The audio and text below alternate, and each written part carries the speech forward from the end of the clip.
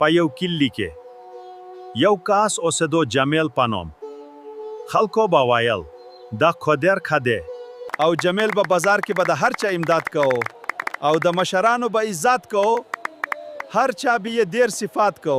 خو چې کور ته راغی هلته یې په مخ یو بیزاري وه او په زړه کې غوسه، هلته خاموشي وه.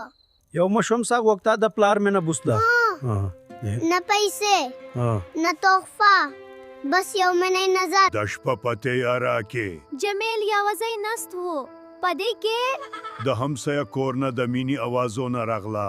جمیل په سوچ کې شو چې انسان له اوله په خپل کور کې خوي، ځکه چې حقیقي عزت د کور نه شروع کېږي، هر ښه عمل د کور نه شروع کېږي.